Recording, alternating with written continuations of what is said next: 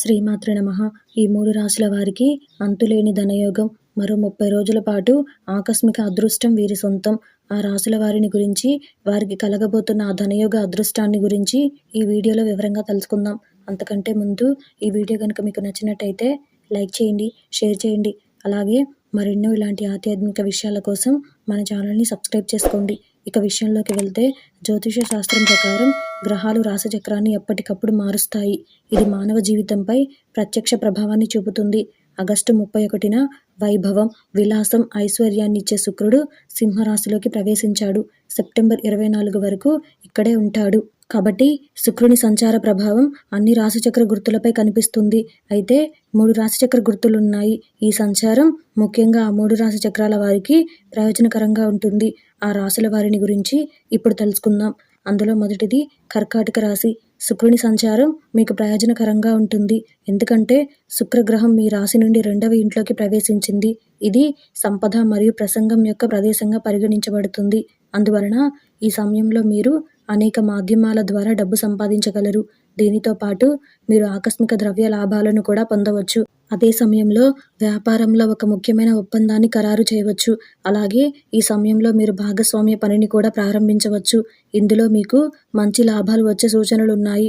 మరోవైపు లాయర్లు, మార్కెటింగ్ కార్మికులు, ఉపాధ్యాయులు వంటి ప్రసంగం, మార్కెటింగ్, విద్యారంగానికి సంబంధించిన వారికి ఈ సమయం వారికి అద్భుతమైనదని నిరూపించవచ్చు. ఈ సమయంలో మీరు ముత్యాన్ని ధరించవచ్చు. ఇది మీకు అదృష్ట రత్నంగా నిరూపించబడుతుంది. అందులో రెండవది వృశ్చిక రాశి. శుక్రుని సంచారం మీకు శుభప్రదంగా ఉంటుంది. ఎందుకంటే శుక్రగ్రహం మీ సంచార జాతకంలో 10వ స్థానంలో ప్రయాణించబోతున్నాడు. ఇది పరిధి మరియు ఉద్యోగం యొక్క భావంగా పరిగణించబడుతుంది. కాబట్టి మీరు ఈ సమయంలో కొత్త ఉద్యోగం పొందవచ్చు. అలాగే మీరు ఉద్యోగం చేస్తున్నట్లయితే మీరు ప్రమోషన్లు కూడా పొందవచ్చు. అదే సమయంలో ఈ సమయంలో వ్యాపారం కూడా విస్తరించవచ్చు.